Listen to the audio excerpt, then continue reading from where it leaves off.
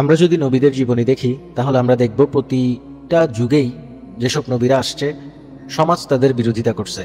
অর্থাৎ সমাজ কখনো ভালো ছিল না। যেমন আমাদের ভাইয়েরা আমাদের কাছে এসে বলে যে ভাই সমাজ খারাপ হয়ে গেছে, পরিবার খারাপ হয়ে গেছে। বাট আমরা যদি আসলে এখন না, এটা যদি আমরা পূর্বের সময়কার কাহিনীগুলো যদি আমরা দেখি, নবীদের জীবনীগুলা, তারপর আরো বিভিন্ন মানুষজন আছে যারা নবী ছিল না বাট মুওয়াহিদ ছিল, তাওহীদবাদী ছিল, তাদের জীবনীগুলো যদি আমরা দেখি আমরা সেম কাহিনী পাবো। সমাজ কখনো ভালোর পথে ছিল না, সমাজ সবসময় বিপরীত পথে ছিল, সমাজ হক থেকে বিমুখ ছিল। কিন্তু খুব অল্প সংখ্যক মানুষ সমাজে যারা হকের পক্ষে থাকতো। তো এই জিনিসটা জাহেলি যুগের মধ্যে কিন্তু ছিল। জাহেলি যুগে যে একেবারে সব মানুষ যাদের সে খারাপ ছিল এমনটা না, কয়েকজন মানুষ ছিল যারা মুওয়াহিদ ছিল, যারা তাওহীদবাদী ছিল। তো তার মধ্যে একজন মানুষ ছিলেন যিনি হচ্ছেন যায়েদ ইবনে ওমর ইবনে নুফাইল। যায়েদ ইবনে ওমর ইবনে নুফাইল। তো উনার ছেলেকে সবাই চিনবেন। উনার ছেলে হচ্ছেন সাঈদ ইবনে যায়েদ রাদিয়াল্লাহু তাআলা আনহু। সাঈদ ইবনে যায়েদ কে?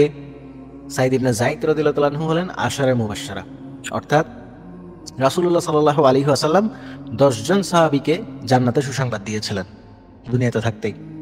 অর্থাৎ দুনিয়াতে থাকতেই তারা এটা জেনে গিয়েছিলেন যে তারা জান্নাতে যাবে। অর্থাৎ সবাই জেনে গেছিলেন, শুধু তারা না। তো এমন সাহাবীর একজন হচ্ছেন সাঈদ ইবনে যায়েদ। 10 জনকে রাসূল সাল্লাল্লাহু আলাইহি ওয়াসাল্লাম বলছিলেন যে এই 10 জন জান্নাতি। তাদের মধ্যে একজনকে সাঈদ ইবনে যায়েদ।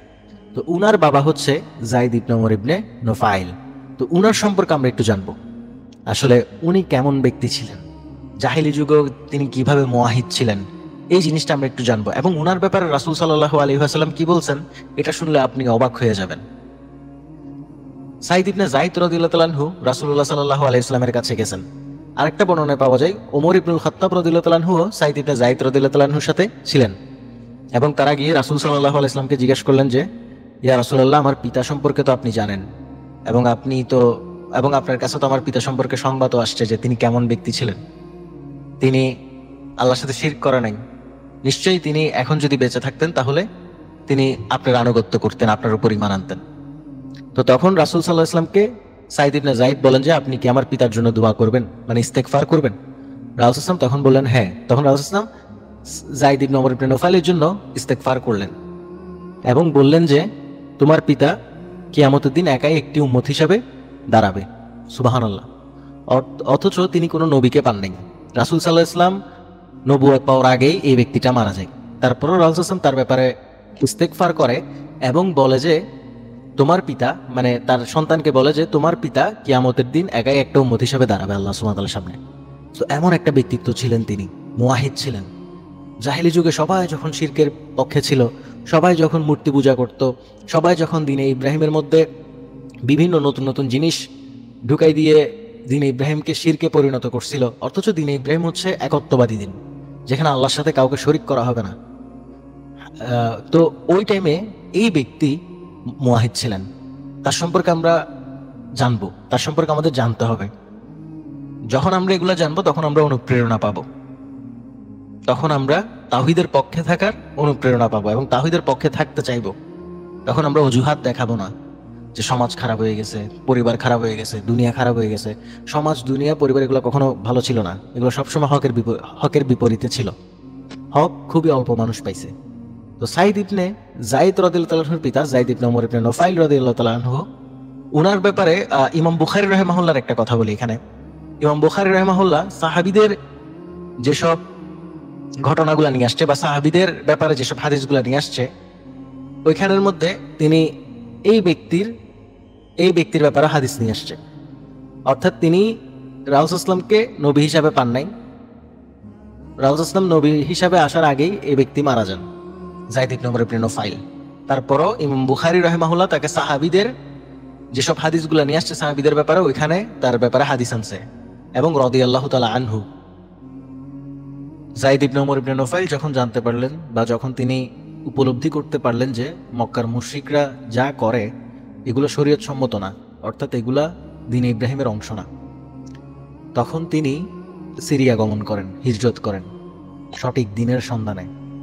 মানুষ, সুবহানাল্লাহ, আমি উনার এগুলা যখন পড়ি তখন আমি ভাবি আসলে তারা দ্বীনটাকে কত সিরিয়াস ভাবে নিয়েছিলেন। তারা দ্বীনের জন্য নিজের মাতৃভূমি ত্যাগ পর্যন্ত করছিল। অথচ আমরা কমফোর্ট খুঁজি, কমফোর্ট জোন খুঁজি, কোথায় আমার জন্য দুনিয়াবি সুবিধা বেশি, আমরা এই জিনিস খুঁজি। ওই কারণেই তো দেখবেন যে ইউরোপ আমেরিকাতে মানুষ যায় দুনিয়ার লোভে, দুনিয়া পাওয়ার জন্য। তো যাই হোক, এই ব্যক্তি সিরিয়া গেলেন। সিরিয়া যাওয়ার পর এক ইহুদি আলেমের সাথে সাক্ষাৎ করলেন এবং তাকে বললেন যে তুমি আমাকে তোমার দিন সম্পর্কে বলো, যদি তোমার দিনের মধ্যে তাওহীদ থাকে তাহলে আমি তোমার দিন গ্রহণ করব। তখন সেই ইহুদি বলেন যে তুমি আমার দিন গ্রহণ করিও না, তুমি আমার দিনে যতটুকু গ্রহণ করবা ততটুকুই তুমি আযাবে, মানে আল্লাহ সুবহানাহু ওয়া তাআলার আযাব তোমার উপর আসবে, যতটুকু তুমি গ্রহণ করবা অতটুকু। তো তখন যায়েদ ইবনে ওমর ইবনে নফাইল বলেন যে আমি তো আল্লাহ সুবহানাহু ওয়া তাআলার আযাব থেকে বাঁচার জন্যই এখানে এসেছি, আমি তো আল্লাহ সুবহানাহু ওয়া তাআলার সামান্যতম আযাবও সহ্য করতে পারবো না। তখন ইহুদি আলেমকে আবার তিনি জিজ্ঞেস করলেন যে তাহলে আমাকে এমন কোনো পথ বলো যেটা সঠিক দিন আছে, মানে যেখানে সঠিক দিন আছে, সঠিক দিন আমি পাবো।